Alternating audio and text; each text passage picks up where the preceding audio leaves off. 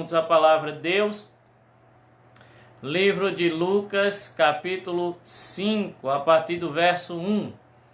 Temos aqui um ensinamento maravilhoso da parte do Senhor Jesus para a nossa vida, amém, irmãos?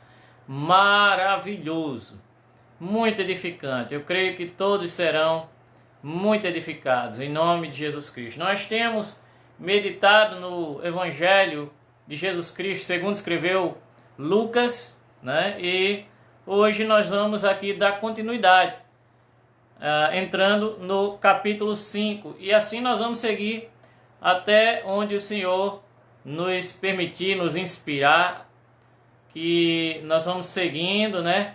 Nós vamos seguindo com essa graça e vamos aprender muito com as palavras de Jesus. Louvado seja Deus. Amém? Então, Lucas capítulo 5, a partir do verso 1, vamos fazer a leitura da palavra, depois nós oramos e depois ouvimos. Louvado seja Deus. Estando Jesus à beira do lago de Genezaré, grandes multidões se apertavam em volta dele para ouvir a palavra de Deus. Verso 2. Ele notou que junto à praia havia 2 barcos vazios deixados por pescadores que lavavam suas redes. Entrou num dos barcos e pediu a Simão, o seu dono, que o afastasse um pouco da praia.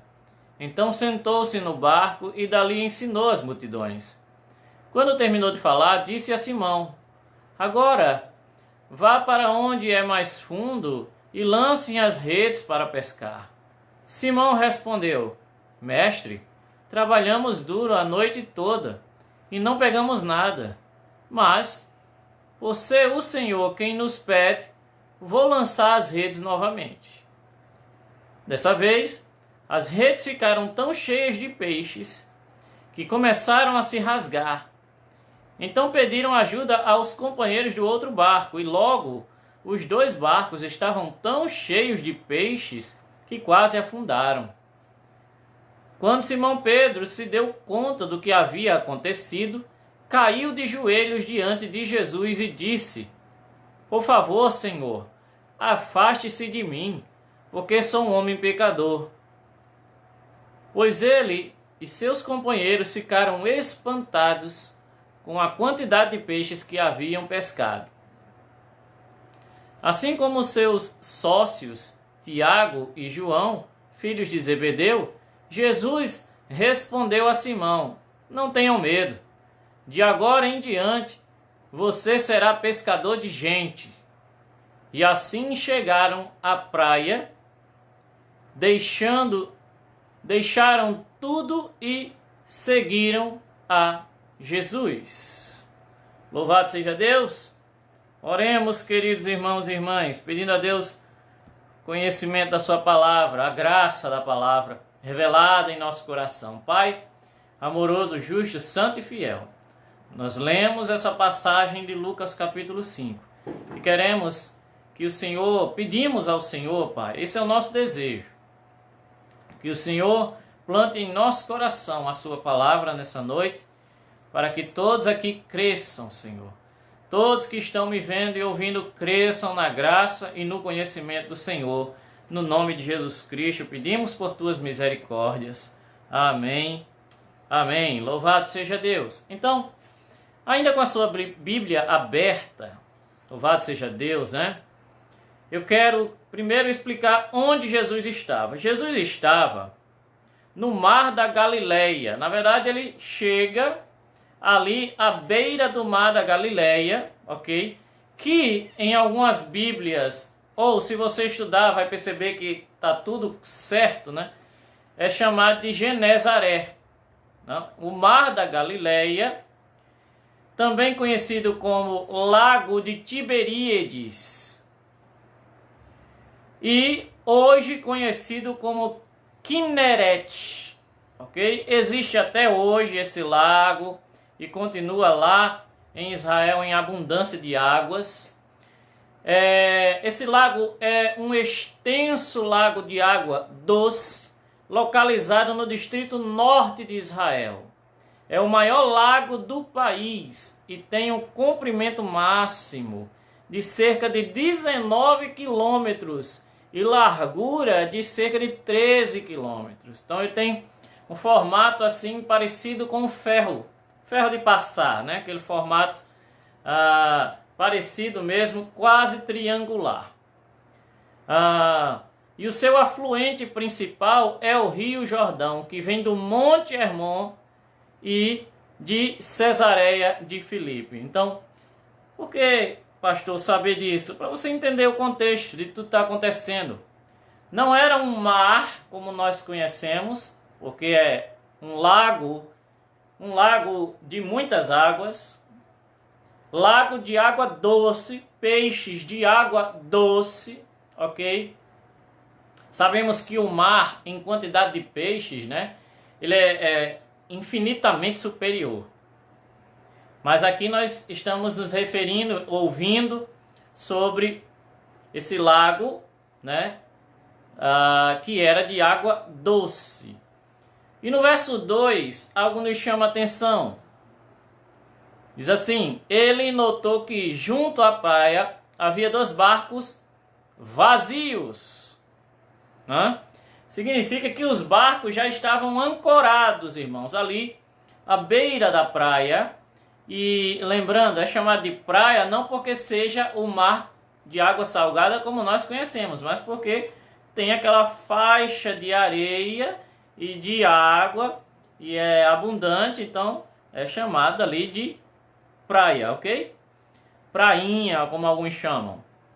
Haviam 2 barcos vazios, barcos obviamente de pescadores, e estes pescadores, no verso 2, estavam lavando as suas redes.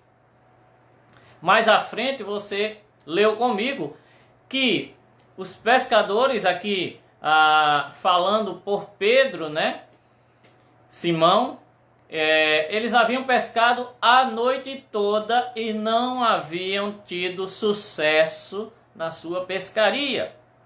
Ok? Eles estavam, o dia já era dia, né? Eles estavam com certeza cansados, estavam cabisbaixos, com certeza estavam desanimados, porque não tiveram sucesso na sua pescaria.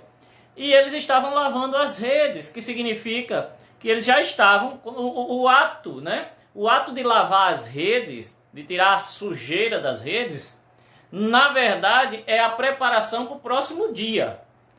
É a preparação para o dia de amanhã. Então, quando eles estavam lavando as redes, é porque os pescadores limpam as redes hoje, após a pescaria que eles fizeram hoje, eles limpam as redes para que no outro dia, né, pela madrugada, no caso deles, e muito comum pela madrugada ou cedo do dia, né, 2, 3 horas da manhã, os pescadores saem já com as suas redes prontas, está tudo pronto. Eles sobem no seu barco e vão ao mar.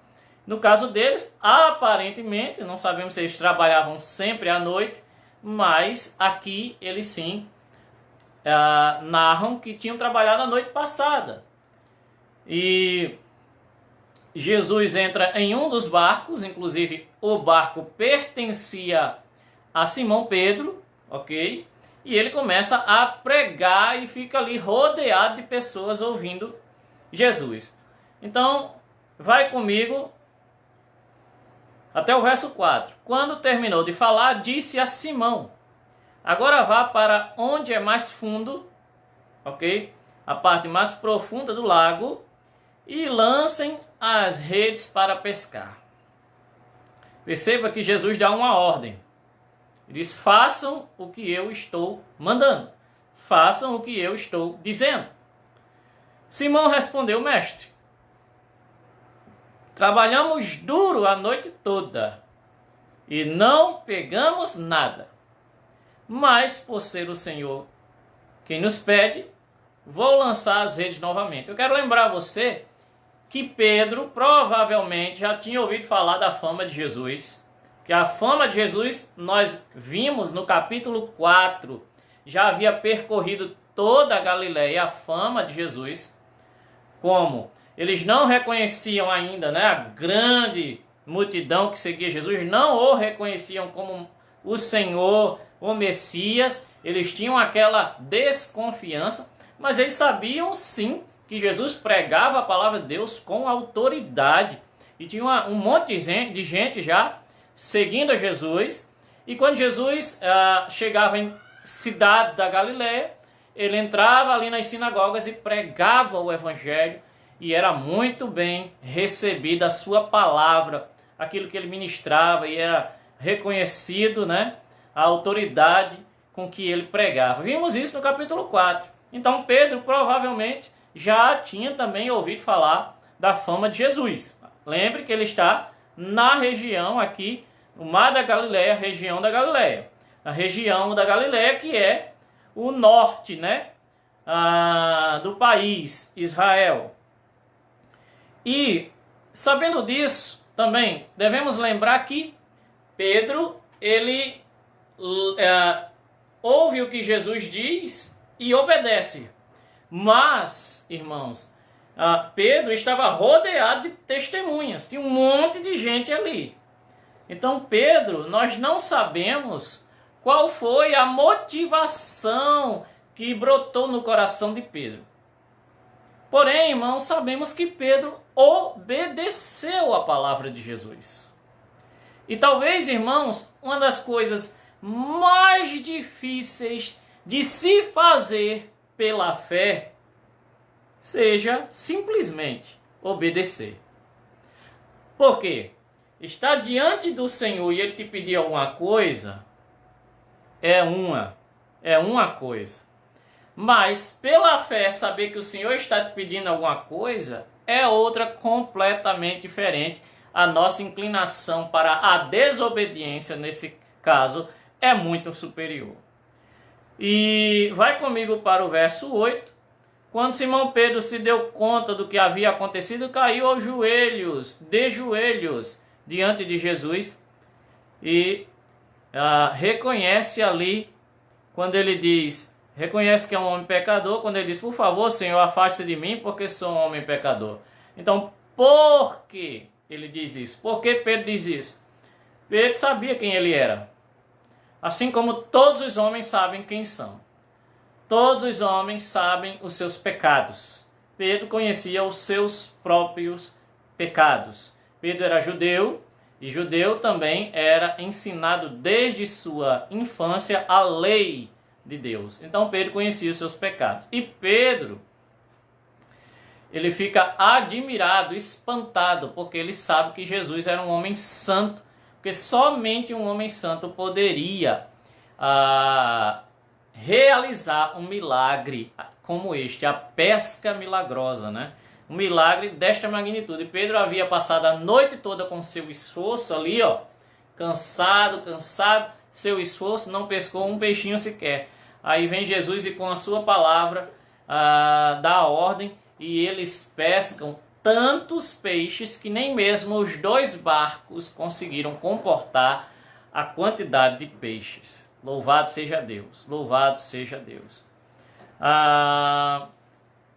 Verso 10. Assim como seus sócios, Tiago e João, filhos de Zebedeu, Jesus respondeu a Simão, não tenha medo.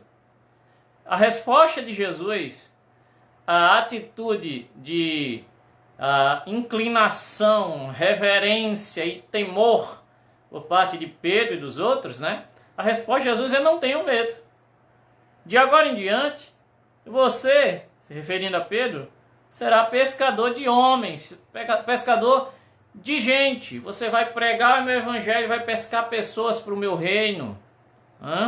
11. E assim que chegaram à praia, algumas traduções dizem, e eles arrastaram os barcos até a praia, deixaram tudo ali e seguiram a Jesus. Então, também vemos que assim que Jesus opera esse milagre e se apresenta desta forma milagrosa aos seus primeiros discípulos, que estão listados aqui, percebemos que após essa experiência milagrosa com Jesus, eles já abandonam tudo e seguem a Jesus. E nós temos certeza de que pelo menos Pedro era um homem casado. Então, ninguém sabe, a Bíblia não narra quanto tempo depois que Pedro voltou, talvez, para falar com sua família, para ter algum contato com a sua família. Eu não sei dizer para vocês quando isso ocorreu.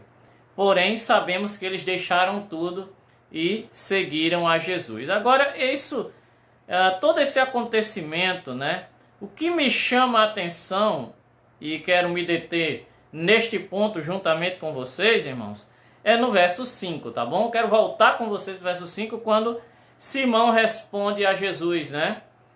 Mestre, trabalhamos duro a noite toda e não pegamos nada. Mas por ser o Senhor quem nos pede, ou algumas traduções dizem, por tua palavra, vou lançar as redes novamente. Glória a Deus. Sobre as suas palavras lançaremos a rede. Podemos dizer que Pedro estava dizendo, olha, se o Senhor está mandando, então eu vou obedecer. Ok? Mas o que eu quero que você atente nessa noite é para o ato em si do que Pedro fez, que é a obediência de Pedro. Ok? Pedro, ele ouve a direção de Jesus e faz.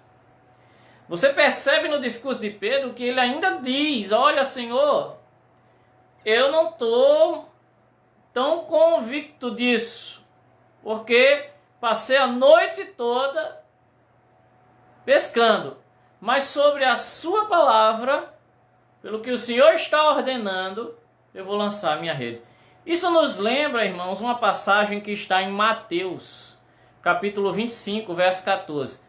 Pegue essa palavra de Pedro, tá bom? Pegue essa palavra de Pedro, quando Pedro diz, sobre sua palavra lançarei, né, novamente as redes. Então, pegue essa palavra de Pedro, ok?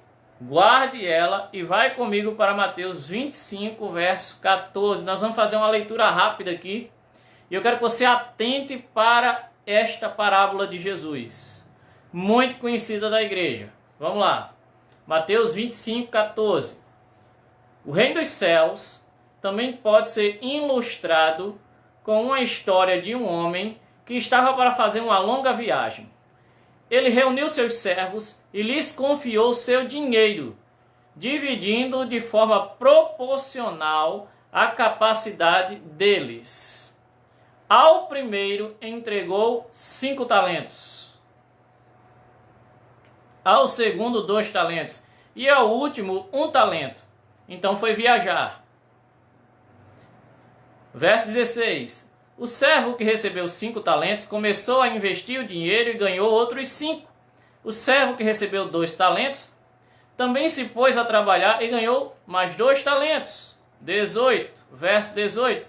Mas o servo que recebeu 1 cavou um buraco no chão e ali escondeu o dinheiro do seu senhor.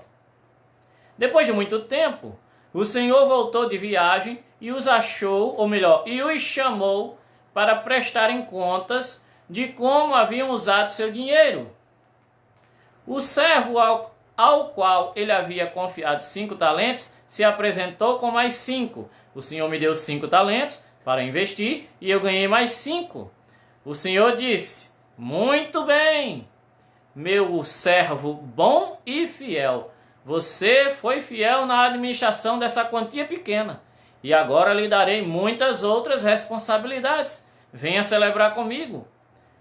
O servo que havia recebido 2 talentos se apresentou e disse, o senhor me deu 2 talentos para investir e eu ganhei mais 2. O senhor disse, muito bem, meu servo bom e fiel. Você foi fiel na administração dessa quantia pequena.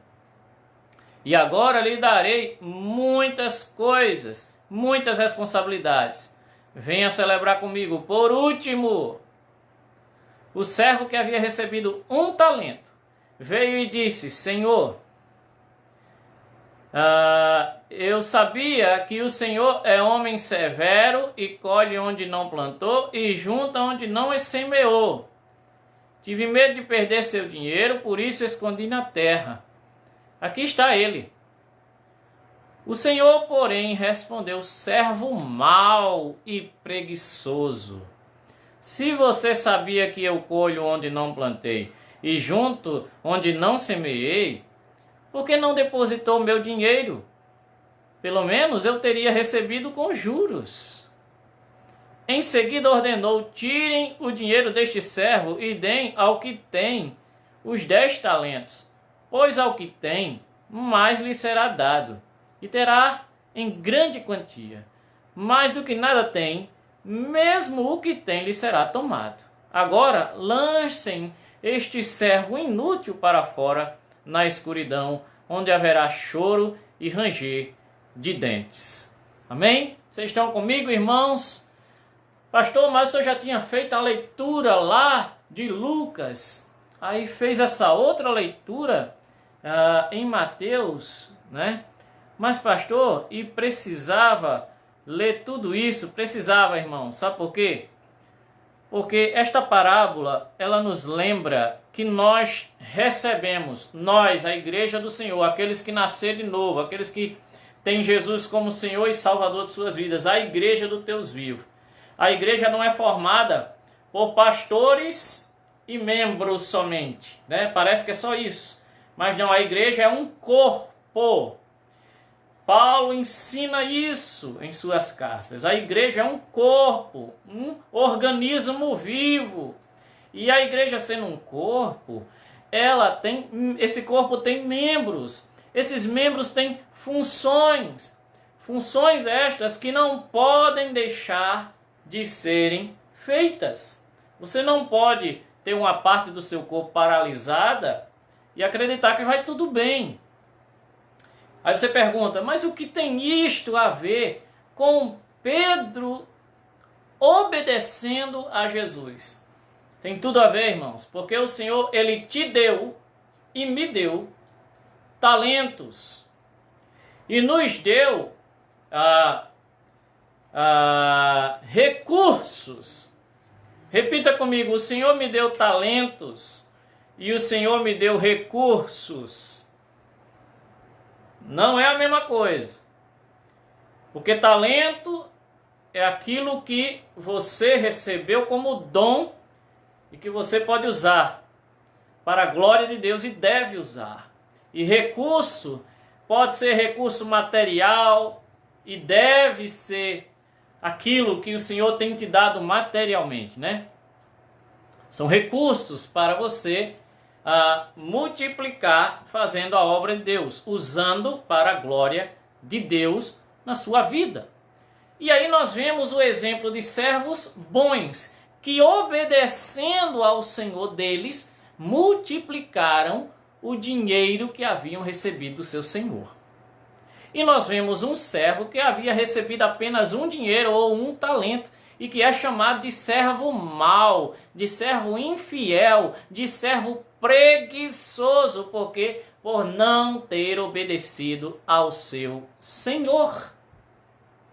Então, meus irmãos, qual é o X aqui da questão? É a obediência, irmãos. É a obediência. Muitos que são congregados, que são crentes nominais, que é aquele que diz que é crente, todos estes, e aquele mesmo que se acha muito crente, todos nós vamos prestar contas a Deus daquilo que Ele nos deu. Os talentos, os recursos, nós vamos prestar contas a Deus. Mas é uma única palavrinha que faz a diferença em você ser fiel ou infiel. A palavra se chama obediência. Pedro, lance as redes no lugar mais profundo do lago. Lance as redes. Senhor, nós já fizemos a noite toda, mas sobre as tuas palavras farei. Porque o Senhor está mandando, eu farei. Qual foi o resultado?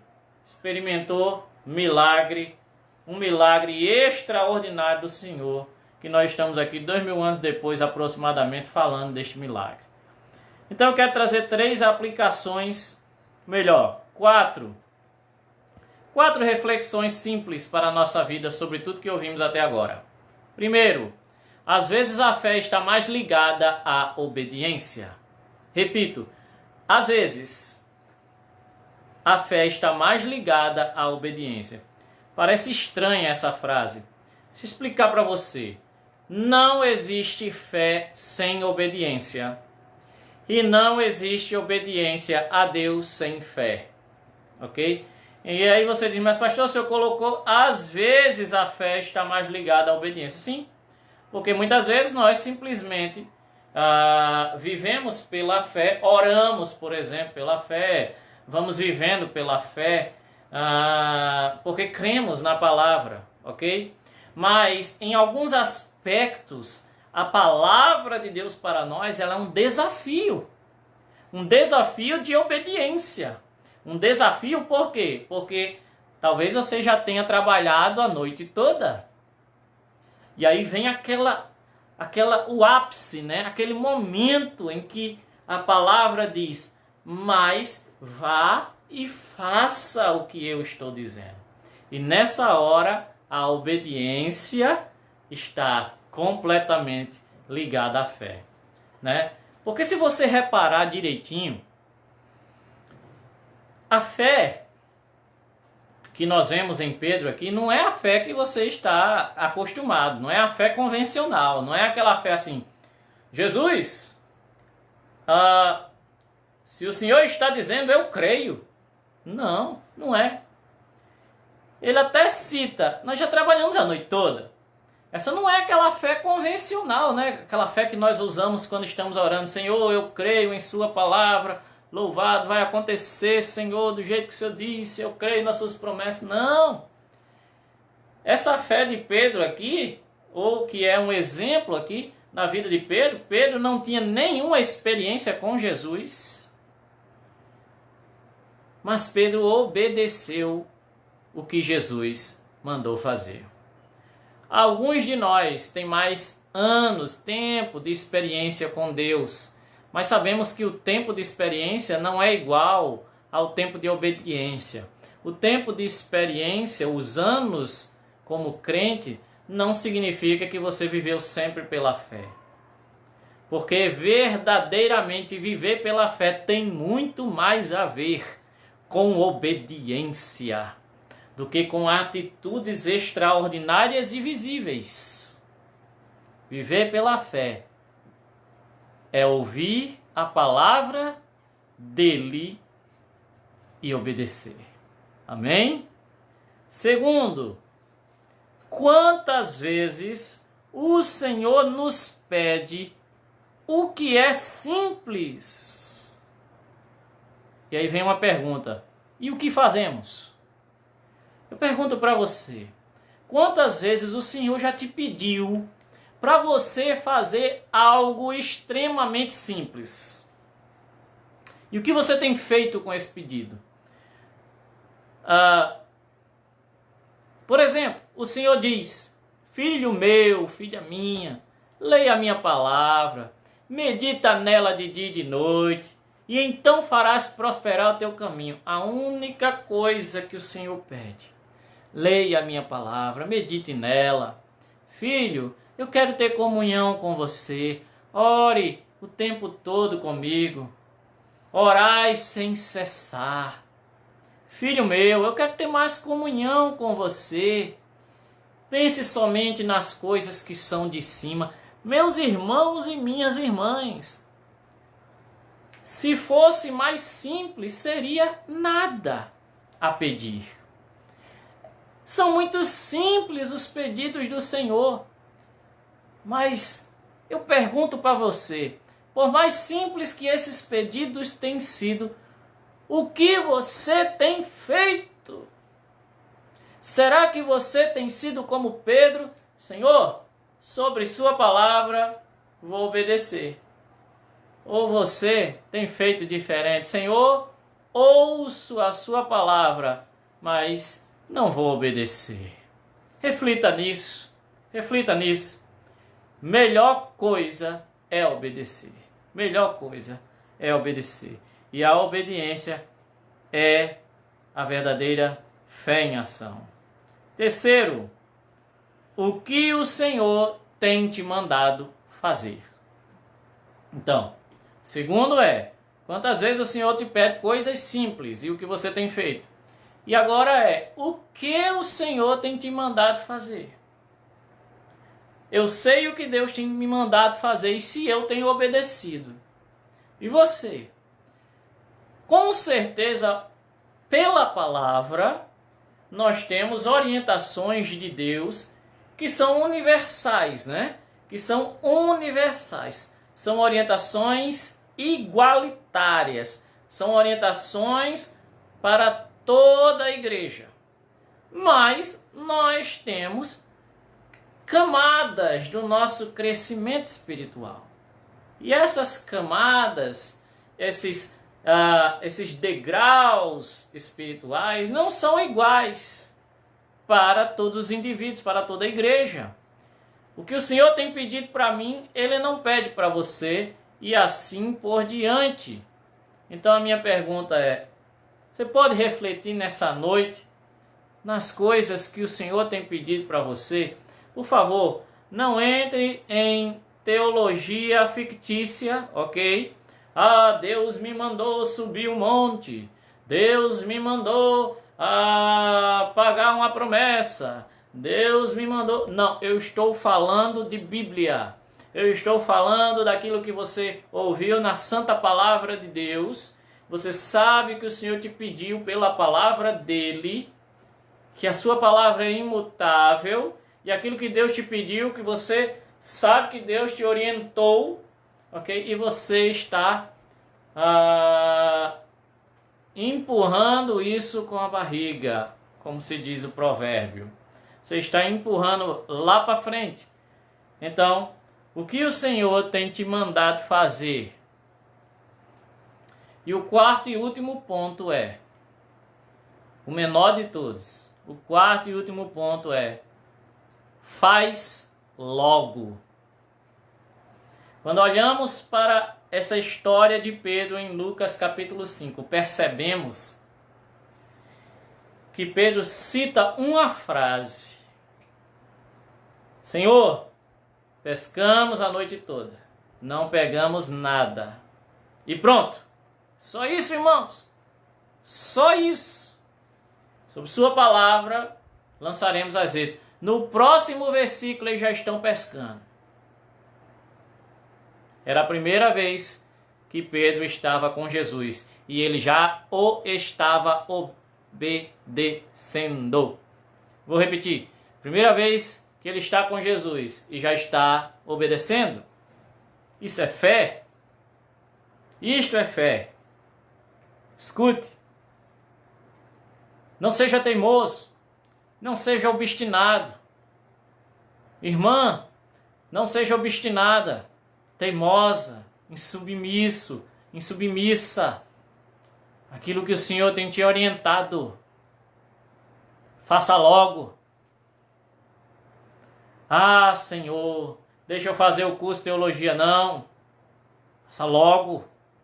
Ah, Senhor, eu vou pregar a sua palavra. Deixa eu aprender mais um pouquinho, pregue agora.